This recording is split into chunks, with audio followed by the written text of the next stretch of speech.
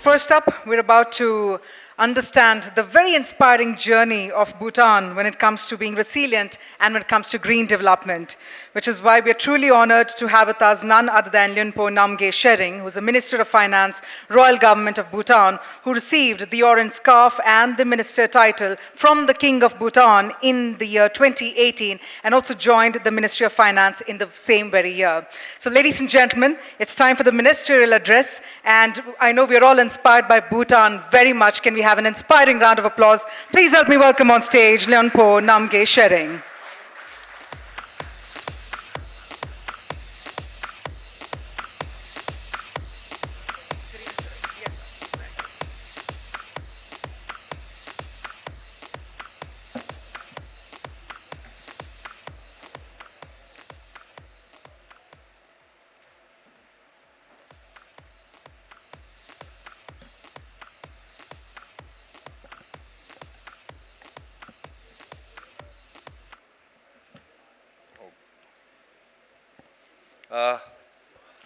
A very good evening. Reputed and esteemed speakers and from the diplomatic fraternities, distinguished participants, ladies and gentlemen, a very good evening. Kozo Zangbo and Namaskar. It is indeed a pleasure for me to be part of this very important event, the summit of relevance, challenge, and opportunity for Bhutan to showcase our leadership in global climate action and develop our resilience to ever-growing threat from climate change.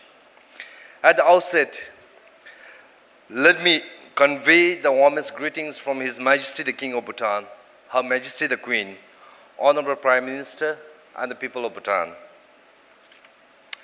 As much as the topic for this summit is befitting with the development philosophy of my country, I'm pleased to inform the august gathering here that Bhutan will and will always uphold our commitment to protect the global public good and remain carbon negative, not even carbon neutral.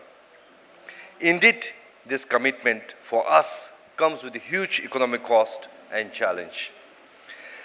Ladies and gentlemen, as I'm delighted to talk on a green path for economic growth in Bhutan's context, I'm delighted to share the core fundamental principle of Bhutan's philosophy that is grounded on the principle of gross national happiness, the policy that seeks to measure overall happiness and well-being beyond economic prosperity. Propounded in 1970s by our great fourth king, the concept of gross national happiness seeks to ensure sustainable, holistic, inclusive and responsive development, and the principle of GNH is built on the four broad pillars, namely the good governance, sustainable socio-economic development, preservation and promotion of cultural values, and most importantly, the environmental conservation. I'm proud to make a mention in this august gathering that the Article 5 of the Constitution of the Kingdom of Bhutan stipulates that, I quote, "Every Bhutanese is a trustee of the kingdom's natural resources and the environment for the benefit of the present and future generation. And it is a fundamental duty of every citizen to contribute to the protection of natural environment, conservation of rich biodiversity, and the prevention of all forms of ecological degradations, including noise, visual, and physical pollution.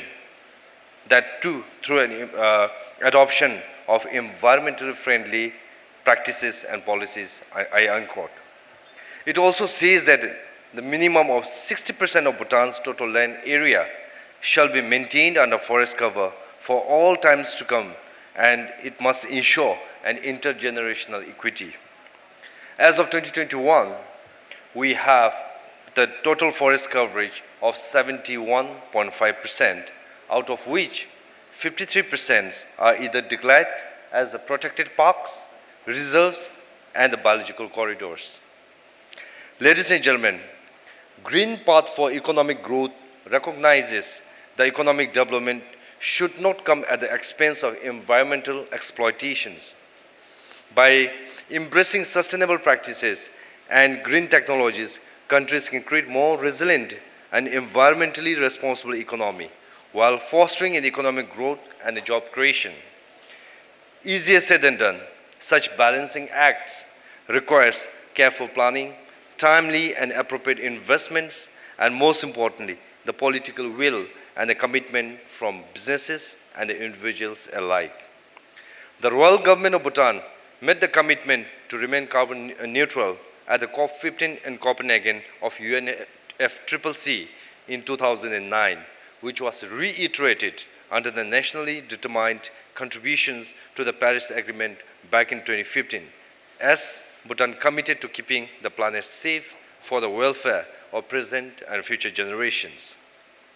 The commitment was reinforced through a national strategy and action plan for low carbon development 2012, which conveyed the commitment to remain carbon neutral so as to ensure that the national emissions of greenhouse gas remains less than the national sequestration capacity.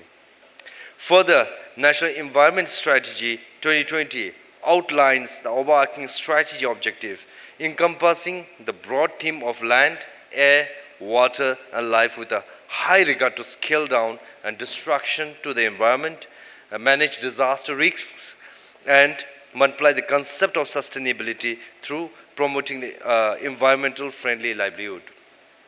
The National Energy Efficiency, Conservation Policy and the Energy Efficiency Roadmap 2030 aims to facilitate the improvement in the productivity and energy efficiency while contributing to Bhutan's effort to remain carbon neutral.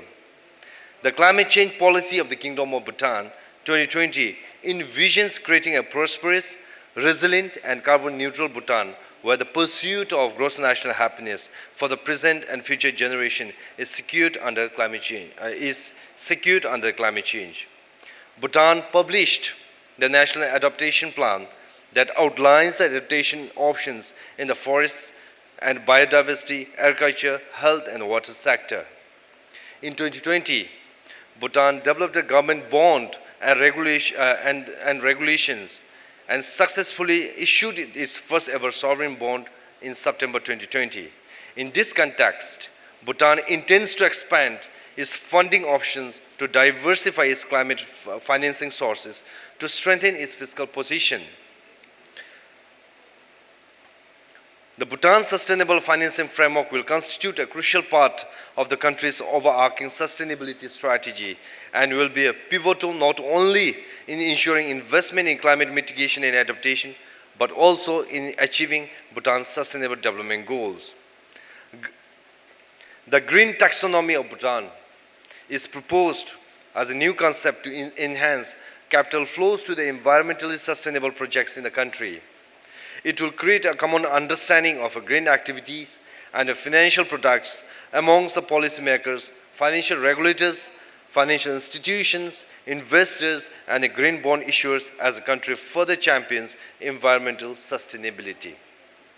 Given the importance of enhancing green financing, developing a green taxonomy for Bhutan has been identified as one of the key activities for the Ministry of Finance, Royal Government of Bhutan.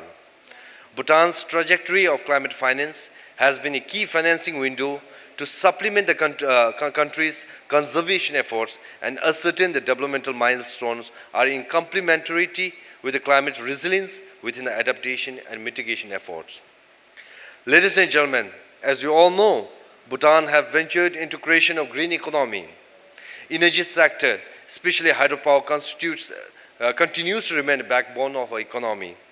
With the current hydropower generation capacity, installed capacity of 2,326 megawatts, with about 70% of the energy generated being exported to India. Hydropower revenue constitutes almost 25% of the revenue to the exchequer and offsets much of the balance of payment with India and contributes to almost 7.5% to our GDP. While we are leveraging mega as well as small hydropower projects, we are also harnessing the energy sources from solar power and geothermal technologies. But risk still prevails with the changing weather pattern and fast receding of Himalayan glaciers. While many of our neighboring countries are struggling to meet the energy transition targets, Bhutan, since from the very beginning, have been dependent on the clean energy sources. And as of today, Bhutan have achieved almost 100% of rural electrification fed from the very clean hydropower sources, thereby reducing our dependency on the firewood. Government, through fiscal policy measures, have waived off the taxes and duties on the energy-saving devices, including a zeroing of all forms of taxes and duties on electric vehicles. For the last 2 years, the government have intensified the use of electric vehicles for public transportation through a creation of national flagship programs under the direct supervision of Honorable Prime Minister's office. Ladies and gentlemen, not only did Bhutan dedicatedly conserve our rich biodiversity, beside multiple laws and policies framed on environmental conservation, we did strategize to sustain our efforts and to keep up with the commitment and undeniably to save our precious Mother Earth. Under the benevolent leadership of our beloved monarchs, we have also devised several innovative instruments to sustain our efforts to conserve the environment, some of which are the creation of a Bhutan for Life Fund, Bhutan Trust Fund for Environmental Conservation, Bhutan Foundation, and the Royal Society for Protection of Nature. Lastly, but not the least, Bhutan, the country that is actively sinking carbon, yet we are poised to bear some of the worst impacts of climate change. Bhutan is indeed a case study for the kind of environmental justice dilemma that will arise as the world increasingly faces the challenge of a climate change. Let us unequivocally say that the biggest threat to sustainable development is a threat from climate change. Thank you. Tashdile. Shubhratri.